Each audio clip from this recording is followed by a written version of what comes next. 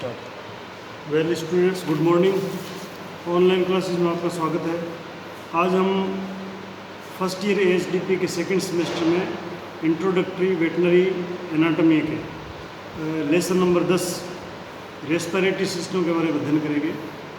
कल हमने respiratory system में रेस्पिरेटरी पैसेज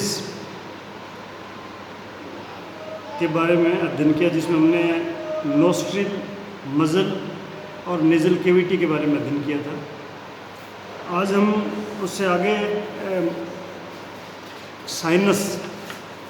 साइनस के बारे में अध्ययन करेंगे। साइनस जो है वो क्रेनियल बोन्स जो है, खोपड़ी की जो बोन है, क्रेनियल बोन जो है, उसमें बहुत से एयर कैविटीज होती है, जिसे वायुकोश या वायुकोश गुहा बोलते हैं। वो होती है जो नेजल कैविटी में खुलती है। उन्हें मतलब क्या है, साइनसेस बोलते हैं। ये साइनस जो है ये जिस बोन में है उसके नाम से इसको जाना जाता है। जैसे मैक्सिलरी बोन में अगर साइनस है यानी एयर सैक्स है तो उसको मैक्सिलरी साइनस बोलेंगे। पैलेटाइन बोन में है तो पैलेटाइन साइनस बोलेंगे। अगर फ्रंटल बोन में है तो फ्रंटल साइनस बोलेंगे। और स्फिनोइड बोन में है तो इसको स्फिनोइड साइनस बोलेंगे। और टेम्पोरल बोन में है तो उसको टेम्पोरल साइनस बोलेंगे। ये साइनसेस के नाम हैं जो उस बोन के आधार पर इनके नामकरण हैं। घोड़े के अंदर जो स्फिनोइड और पैलेटाइन साइनस है, स्फिनोइड बोन और पैलेटाइन बोन में जो साइनस है, उन दोनों को मिलाकर स्फिनोपैलेटाइन साइनस बोलते हैं। मतलब स्फिनोइड साइनस और पैलेटाइन साइनस दोनों मिला के उनको स्फिनोपैलेटाइन साइनस कहलाता है। और गोवंश और भेड़वंश में, गायों और भैंसों में ये जो साइनस है 5 टाइप के, इसके अलावा एक साइनस और होता है, लेक्रिमल साइनस। एक लेक्रिमल साइनस और होता है। फ्रंटल साइनस जो है उसको आप फ्रंटल बोन में होता है, तो इसको जब सींग काटते हो, बेस से सींग को जब काटते हो तब आप इस साइनस को देख सकते हो। यानी फ्रंटल साइनस को पशु के सींग के आधार से काटने पर, सींग की जो जड़ है वहाँ से काटोगे तो देखा जा सकता है। जब कभी ये जो साइनस है जिसमें एयर भरी होती है, साइनस जो एयर है इनमें, और इनका संबंध जो है वो नेज़ल कैविटी से या नेज़ल गुहा से ये जुड़ते हैं। जब कभी इनमें संक्रमण हो जाता है यानी कोई इन्फेक्शन हो जाता है तो इस साइनस के रोग के इन्फेक्शन को साइनसाइटिस बोलते हैं। एक होता है जैकबसन अंग। ये क्या है? ये इसको वोमेरोनेज़ल ऑर्गन भी कहते हैं।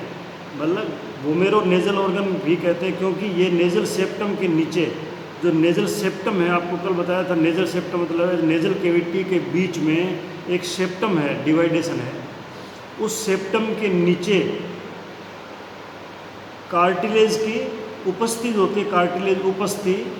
कार्टिलेज का मतलब होता है कि वो टिश्यू बॉडी का जो बोन से कम हार्ड होता है। बोन जो है वो हार्ड होती है, लेकिन ये लचीला और मुलायम होता है, लेकिन फर्म होता है ये भी। तो वो कार्टिलेज की 2 नलिकाएं जो मुंह की गुहा में पेपिला इंसिजिवा के दोनों ओर खुलती है। पेपिला इंसिजिवा जो है उसके दोनों ओर वो 2 के कार्टिलेज की नलिकाएं वो खुलती है, उसको जैकबसन अंग बोलते हैं। ये था साइनस के बारे में। अब हम आगे देखेंगे भाई, इसके बाद में जो ऑर्गन आता है रेस्पिरेटरी सिस्टम में, वो आता है फेरिंक्स। फेरिंक्स को ग्रसनी भी बोलते हैं। अब फेरिंक्स आपने जब डाइजेस्टिव सिस्टम पढ़ा था तो हमने इसके बारे में देखा था कि फेरिंक्स जो है वो माउथ कैविटी जब एंड होती है और ईसोफेगस ग्रसिका जो शुरू होती है, ईसोफेगस, तो उसके बीच की जो ओपनिंग है वो है फेरिंक्स। तो फेरिंक्स जो है ये इसके उभयनिष्ठ वर्क है, 2 काम इसके हैं। इसी फेरिंक्स में से भोजन जो है वो मुंह के बाद में ईसोफेगस में जाता है, और जो नेजल केविटी से सांस लेता है पशु या आदमी, वो सांस भी इसी के थ्रू जो है ना वो आगे फेफड़ों में जाता है। तो ये दो काम करता है, भोजन का और सांस का एक ही रास्ता ये कॉमन पैसेज है, जो आपने पहले डाइजेस्टिव सिस्टम में इसको आप पढ़ चुके हो। उसके बाद में आता है लेरिंक्स। लेरिंक्स जो है इसको स्वर यंत्र भी बोलते हैं, लेरिंक्स को स्वर यंत्र बोलते हैं। ये एक मस्क्यूलो कार्टिलेजिनस छोटी मांसल उपस्थिति यानी मस्क्यूलो कार्टिलेजिनस संरचना है छोटी, जो फेरिंक्स यानी अभी आपको फेरिंक्स बताया, फेरिंक्स और ट्रेकिया श्वास नली और फेरिंक्स दोनों के बीच में नली नुमांग है। ये दोनों के बीच में एक नली नुमांग है, ये दोनों के बीच में पाया जाता है। जिसकी स्थिति का अगर आपको पूछे तो आप बता सकते हो, लेरिंक्स जो है वो फेरिंक्स और ट्रेकिया के बीच में स्थित एक नली नुमा अंग है। ये दो काम करता है। वॉइस बॉक्स बोलते हैं इसको, ध्वनि यंत्र बोलते हैं। ये एक तो हवा की मात्रा को, जो सांस लेते हैं उसकी मात्रा को नियंत्रित करता है, उसकी मात्रा को नियंत्रित करने वाला, और ध्वनि उत्पन्न करने वाला। अपने बोलते उसी लिरिक्स की वजह से हम बोलते हैं, और पशुओं में जो आवाज़ आती है, पशु जो बोलते हैं वो भी लिरिक्स की वजह से ही बोलते हैं। जो गोवंश होता है उसमें घोड़े की बजाय जो लिरिक्स है वो ज़्यादा जटिल होता है, उसकी संरचना ज़्यादा कॉम्प्लिकेटेड होती है। यानी घोड़े की लिरिक्स की संरचना इतनी जटिल नहीं होती जितनी ज़्यादा जटिल केटल में होती है।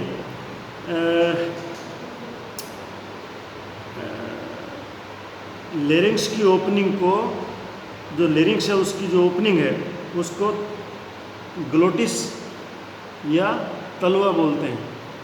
ग्लोटिस, इंग्लिश में ग्लोटिस बोलते हैं जो लिरिक्स की ओपनिंग है उसको, और वैसे उसको तलवा बोलते हैं, और अपने लोकल भाषा में टेटुआ भी बोलते हैं उसको। कहेंगे इसका टेटुआ दबा दिया तो वो टेटुआ भी बोलते हैं उसको। इसके द्वारा हवा जो है वो ग्रसनी से यानी फेरिंक्स से लिरिक्स में पहुंचती है। जो इसकी ओपनिंग है ना उसको टेटुआ बोलते हैं। ओपनिंग जो है ना लिरिक्स की ओपनिंग को टेटुआ बोलते हैं, और इस टेटुआ के द्वारा यानी जो ग्लोटिस जिसे बोलते हैं, इस ग्लोटिस के द्वारा सांस लेते हैं जो हवा है वो फेरिंक्स से लिरिक्स में पहुंचती है, फेरिंक्स से वो लिरिक्स में पहुंचती है।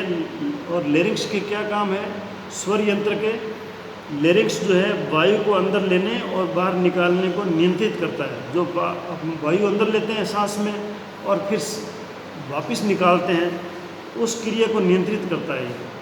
जो लिरिक्स है वो इसको नियंत्रित करता है। अर्थात जब हम व्यायाम करते हैं, जब हम एक्सरसाइज करते हैं या जानवर को एक्सरसाइज कराते हैं, दौड़ाते हैं वगैरह, तो ये जो लिरिक्स है ये फैल जाता है, चौड़ा हो जाता है, क्योंकि वायु को ज़्यादा मात्रा में अंदर करने की आवश्यकता होती है। जब आदमी एक्सरसाइज करता है तो सांस तेज़ तेज़ लेता है, ज़्यादा मात्रा में सांस लेना पड़ता है, तो ये लिरिक्स जो है वो इसकी साइज़ बढ़ जाती है, यानी फैल जाता है।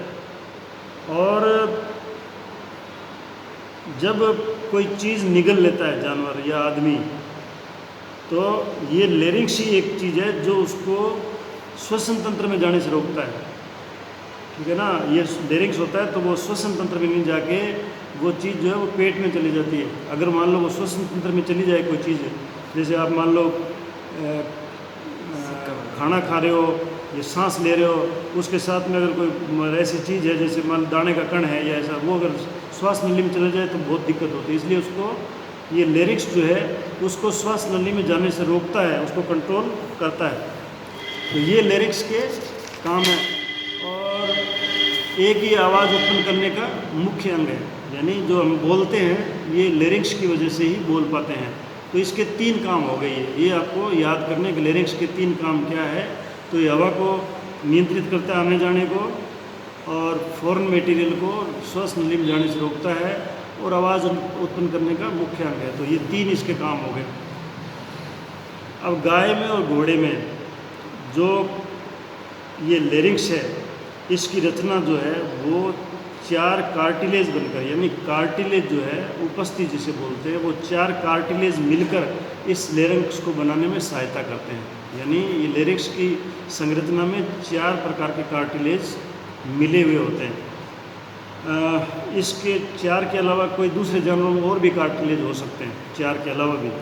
तो गाय और घोड़े के लेरिंक्स में जो 4 उपस्थिति या 4 कार्टिलेज होते हैं वो कौन कौन से हैं। वो है, एक है क्रिकोइड कार्टिलेज।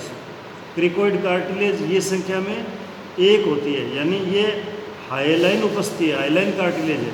हाइलाइन कार्टिलेज जो है ये सॉफ्ट कार्टिलेज है, हाइलाइन कार्टिलेज सॉफ्ट कार्टिलेज है। और एक है थायराइड कार्टिलेज। सेकंड कार्टिलेज जो लेरिंक्स को बनाने में सहायक होती है वो है थायराइड कार्टिलेज। ये भी संख्या में 1 होती है, और ये भी हाइलाइन कार्टिलेज है। आपने कार्टिलेज पढ़े थे, हाइलाइन और इलास्टिक वगैरह सब पढ़े हुए हैं आपके। एक बार आप उसको टिश्यू जो है उसमें कार्टिलेज है वो उनको दोबारा पढ़ना। फिर तीसरा कार्टिलेज है एरिटिनोइड कार्टिलेज। एरिटिनोइड कार्टिलेज ये संख्या में 2 होते हैं, और ये भी हाइलाइन कार्टिलेज है, ये भी नेचर में हाइलाइन कार्टिलेज है। फिर एपिग्लोटिस उपस्थिति, यानी एपिग्लोटिस कार्टिलेज। एपिग्लोटिस कार्टिलेज ये संख्या में 1 होता है, लेकिन ये इलास्टिक कार्टिलेज है। इलास्टिक का मतलब जो खींचो तो खींच सकता है, फिर वापस उस स्थिति में आ सकता है, ऐसा कार्टिलेज है ये। तो ये 4 प्रकार के कार्टिलेज जो है ये लेरिंक्स में पाए जाते हैं। और इनको जब आप ये लेक्चर जो है इस लेसन को पढ़ोगे तो आप अपना डायग्राम निकाल लेना। तो डायग्राम निकाल के जब आप इसको देखोगे तो बिल्कुल क्लियर हो जाएगा, जिसमें थायराइड, हॉर्स का थायराइड है या लेरिंजियल कार्टिलेज के पार्ट्स हैं वो दिखा रखे हैं ट्रेकिया के साथ में। और ये एपिग्लोटिस, एरिटिनोइड और क्रिकोइड कार्टिलेज, ये अलग अलग इनके डायग्राम दे रखे हैं। तो अब हम इनके जो है ना अलग अलग इसका वर्णन देखते हैं क्या होता है। जब एक तो क्रिकोइड कार्टिलेज, क्रिकोइड कार्टिलेज जो है ये हाइलाइन कार्टिलेज है, और ये अंगूठी की भांति होती है ना, इसकी शेप जो है वो रिंग, फिंगर रिंग होती है, वैसी इसकी शेप है। इसलिए इसके ऊपरी भाग को, जो इसका ऊपर का भाग है क्रिकोइड कार्टिलेज का, उसको लेमिना बोलते हैं, उसको लेमिना बोलते हैं। और नीचे के भाग यानी साइड के भागों को आर्च बोलते हैं, आर्च भुजा बोलते हैं। आर्च मतलब भुजा होगी एक टाइप से। इसकी लेमिना जो है वो चौड़ी व मोटी होती है, तो इसके बाह्य हिस्से पर एक रिज होता है, एक उभार होता है। इसके जो लेमिना है वो चौड़ी और मोटी होगी, तथा उसके बाहरी हिस्से पर एक उभार होता है, रिज। इस उपस्थिति के आगे के भाग से ये जो कार्टिलेज है एरिटिनोइड, इसके आगे के भाग से एरिटिनोइड, जो क्रिकोइड कार्टिलेज है इसके आगे के भाग से एरिटिनोइड, व पीछे के भाग से थायराइड उपस्थिति का पोस्टीरियर कॉर्नुआ जुड़ता है। यानी ये जो आपस में जुड़ते हैं, इनकी पोजीशन है ये। इस उपस्थिति की यानी क्रिकोइड कार्टिलेज की आर्च के बाहरी सतह पर ग्रूव होता है।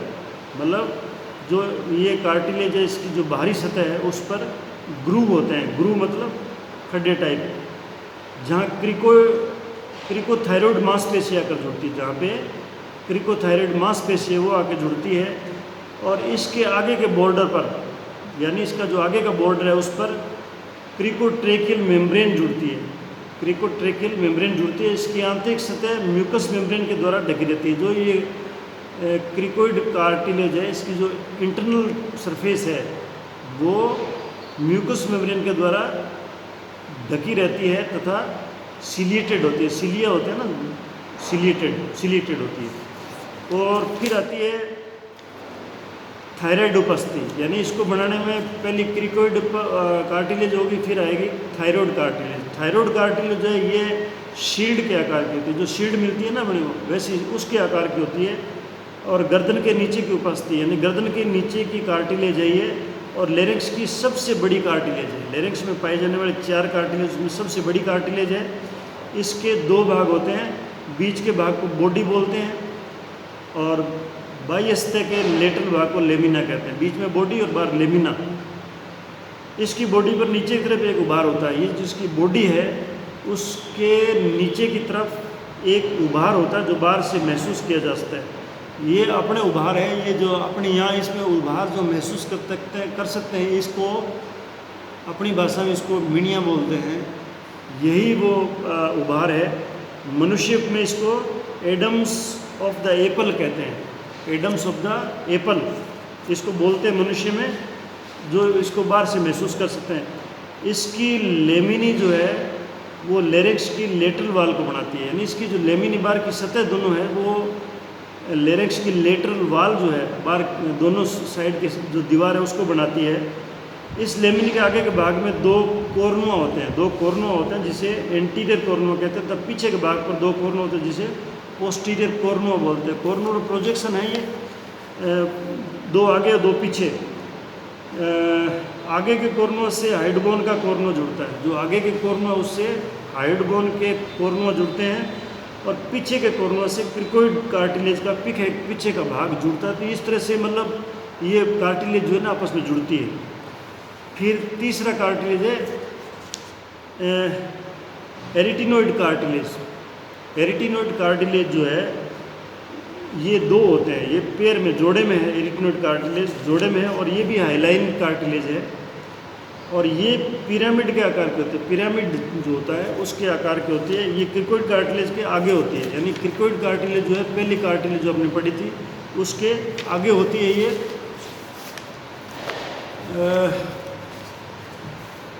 ये एपिग्लोटिस को बंद करने में सहायक होती है, यानी जो एपिग्लोटिस है उसको बंद करने में ये सहायता करती है और संकुचित होकर आवाज़ को कम या ज़्यादा कर सकती है। यानी ये कार्टिलेज जो है ये आवाज़ को कम ज़्यादा करने में काम आती है, और एपिग्लोटिस जो है उसको बंद करने में सहायक होती है।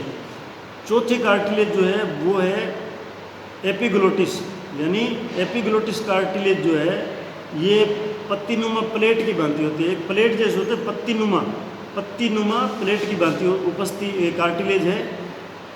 ये थायराइड कार्टिलेज के भाग में ऊपर की सतह पर थायरोएपिग्लोटिस फोल्ड से जुड़ी रहती है। ये थायराइड कार्टिलेज के ऊपरी भाग पर थायरोएपिग्लोटिस फोल्ड होता बना हुआ, उससे जुड़ी रहती है। ये एडिटस लेरिंजिस पर लटकी होती है, यानी एडिटस लेरिंजिस पर लटकी हुई होती है। ये जो एपिग्लोटिस जो है ये इसका बेस जो है, इसका जो बेस है जहाँ से जुड़ा होता है वो मोटा, और एपेक्स जो है पतला और पीछे तरफ झुका होता है। बेस इसका मोटा होगा, एपेक्स जो है इसका वो पतला और लटका हुआ होता है, एक तरफ झुका हुआ होता है। ये जब अपने भोजन को निगलते हैं, जब अपन रोटी खाते हैं भोजन को निकलते हैं, पशु जब भोजन को निकलता है तो लेरिंक्स की ओपनिंग को ये बंद कर देता है, एपिग्लोटिस द्वारा बंद करते हैं। तो ये इम्पोर्टेंट क्वेश्चन है कि भोजन को निगलते समय लेरिंक्स को कौन बंद करता है, तो उसको एपिग्लोटिस जो है वो एपिग्लोटिस कार्टिलेज जो है, ये एपिग्लोटिस कार्टिलेज जो है ये है लेरिंक्स की कार्टिलेज। जो 4 कार्टिलेज बनाते हैं उसमें एक एपिग्लोटिस है। तो ये एपिग्लोटिस कार्टिलेज जो है ये भोजन को निगलते समय लेरिंक्स को ओपनिंग को बंद कर देती है। अब इसके बाद में जो है ना वोकल कॉर्ड या वोकल फोल्ड्स, वोकल कॉर्ड्स जो आवाज़ उत्पन्न करने में काम आते हैं वो कॉर्ड्स हैं। ये लेरिंक्स के दोनों साइड में स्थित होते हैं, यानी ये वोकल कॉर्ड्स जो है ये लेरिंक्स के दोनों साइड में स्थित होते हैं, जो 2 पतले तथा लचीले तंतुओं से लटके होते हैं, यानी लटके हुए होते हैं, लचीले और पतले तंतु होते हैं। ये 2 प्रकार के जो लेरिंक्स के दोनों साइड में स्थित होते हैं और आपस में वहाँ पे लटके हुए रहते हैं। दोनों तंतुओं के मध्य के स्थान को ग्लोटिस कहते हैं। ये जो 2 तंतु है, यानी वोकल कॉर्ड के जो 2 तंतु है, इसके बीच के स्थान को ग्लोटिस कहते हैं। इस कॉर्ड में वोकल लिगामेंट या मसल्स होती है। ये जो कॉर्ड है वोकल कॉर्ड जो है इसमें वोकल लिगामेंट और मसल्स होती है, वोकल लिगामेंट और मसल्स होती है। ये सभी रचनाएं संबंधित एटिनोड कार्टिलेज से थायराइड कार्टिलेज की बॉडी के मिड लाइन तक फैली रहती है। यानी ये एटिनोड कार्टिलेज से थायराइड कार्टिलेज की बॉडी के मिड लाइन तक फैली रहती है। यानी ये कार्टिलेज जो है ये लेरिक्स की कार्टिलेज है।